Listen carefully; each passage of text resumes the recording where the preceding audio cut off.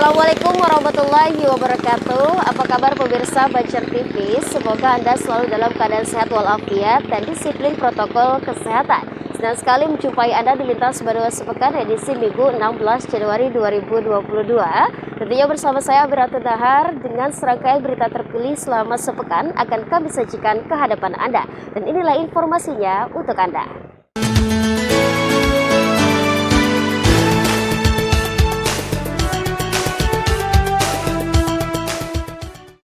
Ya pemirsa, mengawali jumpa kita kali ini, harga komoditi minyak goreng di pasaran terpantau masih mengalami kenaikan, yakni dengan kisaran harga dari Rp19.000 sampai Rp20.000 per liter. Pemerintah Provinsi Kalimantan Selatan melalui Dinas Perdagangan terus berupaya untuk menstabilkan harga dan diprediksi pada bulan Februari ini, harga minyak goreng akan kembali normal. Harga kebutuhan bahan pokok seperti minyak goreng yang masih tinggi di pasaran banyak dikeluhkan masyarakat, khususnya ibu rumah tangga dan pedagang makanan. Saat ini harga minyak goreng di kisaran Rp19.000 sampai Rp20.000 per liter. Kepala Dinas Perdagangan Provinsi Kalsel, Bir Hassani mengatakan, pihaknya sudah menggelontorkan lebih dari 33.000 liter dalam kegiatan operasi pasar maupun pasar murah dan ini akan terus berlanjut. Akan tetapi operasi pasar oleh produsen disuplai melalui retail modern seperti Alfamart dan Indomaret dengan harga Rp14.000 per liternya. Dipilihnya retail modern ini dikarenakan dalam operasi pasar tidak difokuskan pada masyarakat berpenghasilan rendah saja, melainkan seluruh lapisan masyarakat. Dalam hal operasi pasar minyak goreng ini tidak ada istilah sasaran harus orang miskin, tidak ada. Masyarakat umum, siapa aja. Dan Alfamart, Indomaret itu kan sudah mulai memasyarakat juga. Tidak seperti misalkan Transmart dan lain-lain yang itu harus orang ke mall datangnya. Oh ini tidak. Sudah ada di kampung-kampung. Ya. Meskipun ada beberapa daerah yang belum ada. Mudah-mudahan ya prediksi saya di Februari sudah mulai itu. Terkait pelaksanaan operasi pasar, Dinas Perdagangan Provinsi Kalsel maupun Dinas Perdagangan tingkat kabupaten kota di Kalsel rutin melakukan operasi pasar menjelang hari besar keagamaan maupun hari besar nasional. Ahmad Ramadhani, Banjar TV. Informasi selanjutnya pemirsa, hilangnya ratusan mur pengunci tali sling di jembatan gantung Antasan Bromo atau yang lebih dikenal sebagai jembatan Pulau Bromo yang diduga telah dicuri orang sudah dilaporkan ke pihak berwajib oleh Dinas PUPR Banjarmasin. Untuk gantinya, kini mur tersebut telah dipesan kembali ke pabrikan pembuatnya. Jadi samping itu untuk menjaga agar kejadian itu tak terulang lagi, maka pihak Dinas PUPR Kota Banjarmasin telah melakukan pengelasan terhadap mur yang diketahui menjadi pengunci di bagian bentang jembatan Pulau Bromo. Inilah jembatan gantung Antasan Bromo atau warga sering menyebutnya dengan jembatan Pulau Bromo. Jembatan ini baru saja selesai dibangun dan diresmikan Wali Kota Ibnu Sina 1 tahun lalu. Namun siapa sangka jembatan utama yang menjadi akses masyarakat sekaligus ikon wisata terbaru di Kota Banjarmasin ini, keberadaannya kini mulai dirusak oleh orang tak bertanggung jawab. Terbukti dengan hilangnya ratusan mur yang diduga telah dicuri. Menurut pelaksana tugas Kepala Dinas PUPR Rini Subantari, saat ditemui di Balai Kota menyatakan akibat peristiwa tersebut kini sudah ditindaklanjuti, bahkan telah dilaporkan ke pihak berwajib untuk diproses hukum.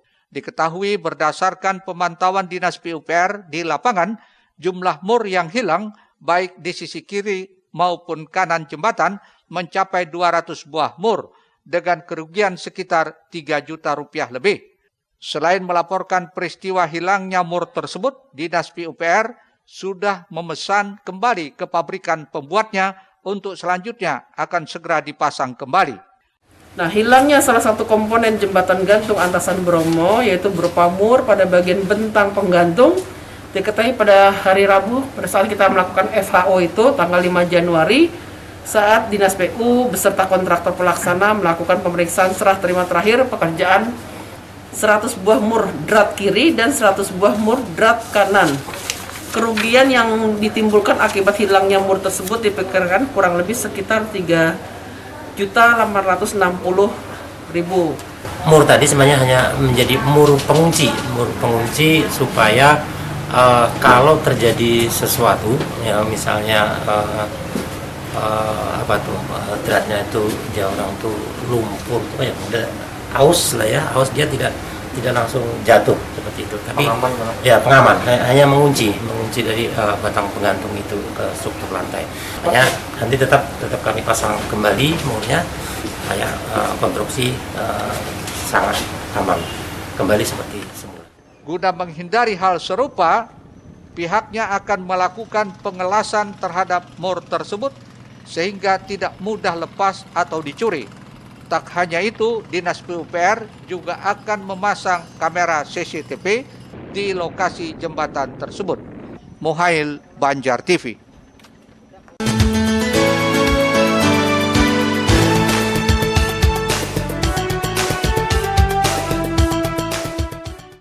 Mur jembatan gantung Antasan Bromo atau yang lebih dikenal dengan jembatan Pulau Bromo kini sudah terpasang sejak 2 hari yang lalu.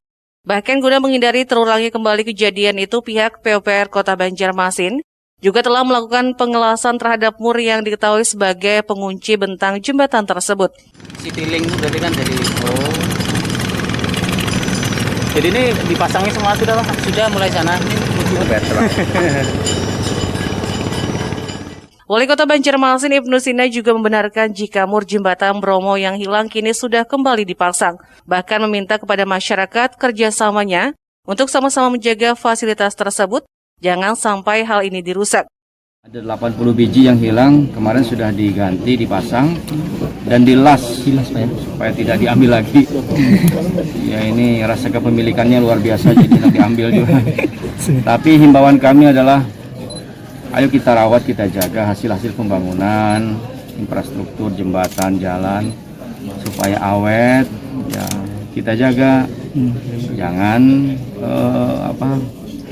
diambil yang hilang atau apa. Bahkan seharusnya kalau ada misalnya kalau seandainya ada yang mau lepas, segera diperbaiki, ya kan? Atau bisa laporkan ke Pak Lurah, Pak Camat, atau lewat saluran-saluran pengaduan lain. Sebelumnya hilangnya mur di jembatan Antasan Bromo ini sempat viral di media sosial lantaran ratusan mur hilang dan diduga dicuri orang. Namun pihak PUPR telah melaporkan kejadian itu ke pihak berwajib dan saat ini laporan tersebut masih dalam penyelidikan. Muhail, Banjar TV. Informasi selanjutnya pemirsa, terjadinya kecelakaan yang melibatkan anggota BPK di kawasan Jalan Sutoyo S, Banjarmasin hingga membuat 5 orang warga terluka terus menjadi perhatian pemerintah kota agar kejadian ini tak terulang lagi dan barisan pemadam kebakaran diminta komitmennya mematuhi aturan yang ada. Tak hanya itu juga pemirsa, Pemko Banjarmasin juga akan membentuk Dinas Damkar dan Keselamatan yang harapannya lewat dinas khusus tersebut ke depan bisa dibina lebih baik lagi. Insiden kecelakaan yang melibatkan anggota relawan pemadam kebakaran di kawasan Jalan Sutoyo S, Banjarmasin hingga mengakibatkan 5 warga terluka karena tabrakan yang terjadi terus menjadi perhatian pemerintah kota Banjarmasin. Seperti belum lama tadi, Wali Kota Ibnu Sina bersama Kapolresta Banjarmasin menggelar pertemuan yang dikemas dalam bentuk silaturahim BPK PMK Swakarsa di Aula Kayuh Baimbai Balai Kota Banjarmasin. Menurut Ibnu Sina, digelarnya pertemuan ini dalam rangka menyikapi beberapa kejadian. Tujuannya tidak lain untuk mengingatkan agar barisan pemadam kebakaran bisa lebih hati-hati ketika menjalankan tugasnya membantu masyarakat. Hal yang terpenting dari pertemuan ini yakni upaya menumbuhkan komitmen bersama untuk mematuhi aturan yang ada, yakni membagi zonasi operasional pemadaman kebakaran. Tak hanya itu, Pemko Banjarmasin juga akan membentuk Dinas Damkar dan Keselamatan. Harapannya lewat dinas khusus tersebut ke depan bisa dibina lebih baik lagi. Kita menyikapi beberapa kejadian pada saat melaksanakan tugas teman-teman dari pemadam kebakaran. Mudah-mudahan dengan pertemuan ini kita memperbaharui lagi lah komitmen bersama untuk bagi wilayah zonasi, kemudian terkait dengan perhatian dari pemerintah kota, kami sudah umumkan bahwa kita akan segera membentuk yang namanya Dinas Damkar khusus ya, Dinas Damkar dan Keselamatan mudah-mudahan perhatian pemerintah kota untuk seluruh anggota itu bisa lebih baik lagi. Karena yang paling penting adalah seperti pendataan di awal. Dari aplikasi e-Damkar yang sudah kita sosialisasikan, itu kan baru mendaftar sekitar 280-an. Jadi belum separohnya. Itu anggota yang terdata sekitar 5.000-an aja.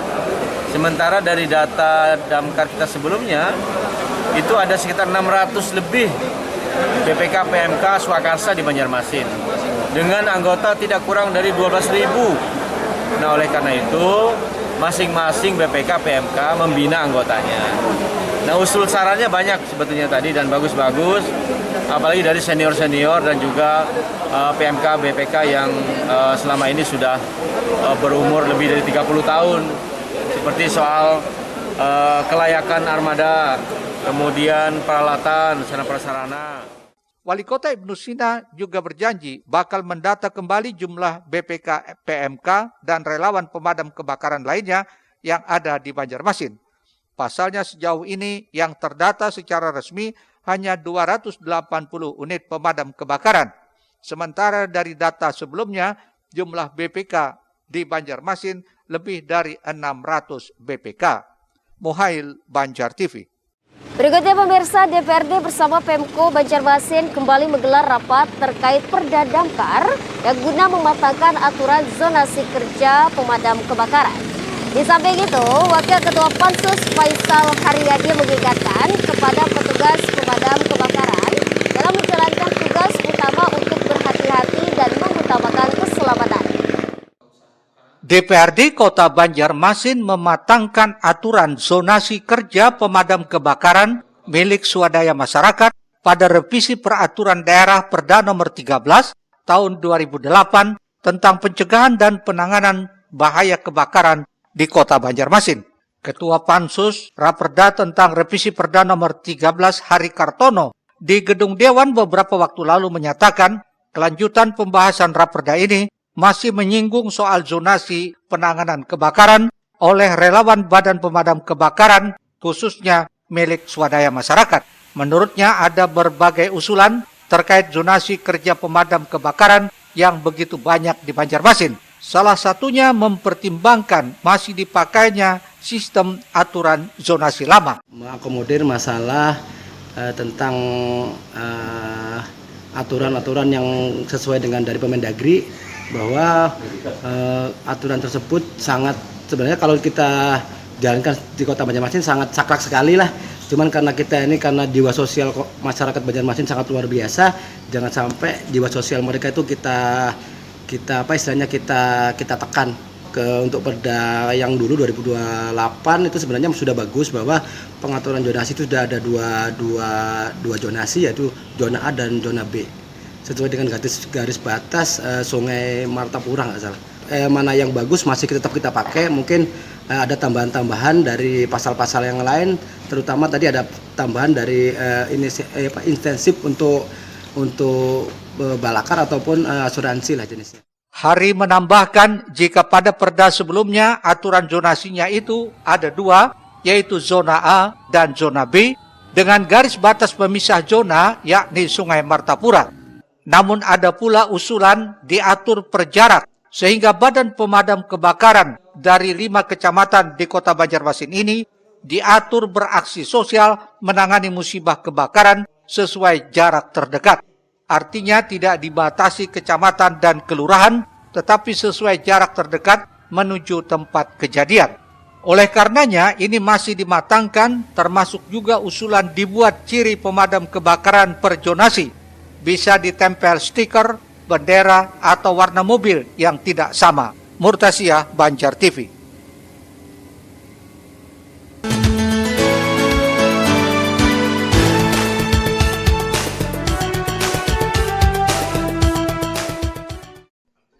Wakil Ketua Pansus Raperda Revisi Perda Nomor 13 Tahun 2008, Muhammad Faisal Haryadi mengingatkan dalam aturan zonasi kerja pemadam kebakaran di kota ini memang kuat disepakati masih memakai aturan sebelumnya, karena ketentuan sistem zonasi kerja pemadam kebakaran ini tidak menjadi aturan saklek.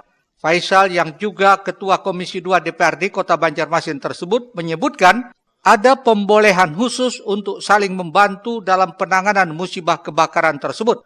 Oleh karenanya jika terjadi kebakaran, memang pemadam kebakaran di zonasi itu yang melaksanakan tugas. Tapi ada beberapa pemadam kebakaran yang boleh ikut dengan ketentuan khusus, seperti wilayahnya memang berdekatan dengan titik kejadian. Ya, jadi memang di naskah perda yang baru ini tidak terhitung, namun tadi kami sepakat bahwa kawan-kawan pansus ini tetap memakai perda 13 2008 tadi, karena memang kami berasumsi bahwa pemberlakuan zonasi untuk wilayah kerja PMK yang telah bekerja di Banjarmasin ini berdasarkan zona yang dibataskan oleh Sungai Martapura. Nanti akan ada zona A, zona B, kemudian nanti secara teknis akan kami rundingkan dengan pemerintah kota. Pemerintah kota nanti secara teknis berkoordinasi dengan Dishub dan kepolisian.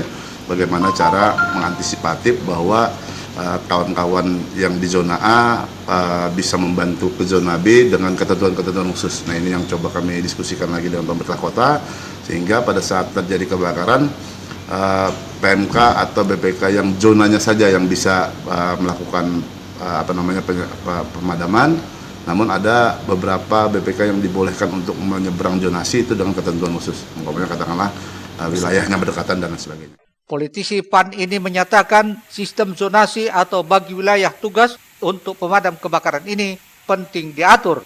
Tujuannya agar semuanya dapat terkoordinir dengan baik, tidak rancu, datang dari segala penjuru wilayah, hingga terjadi kekacauan arus lalu lintas dan ditakutkan terjadi kecelakaan. Risna, Banjar TV. Usai pariwara berikut ini kami hadirkan, Dinkes siap melakukan vaksin dari rumah ke rumah. Informasinya hadir usai pariwara berikut ini.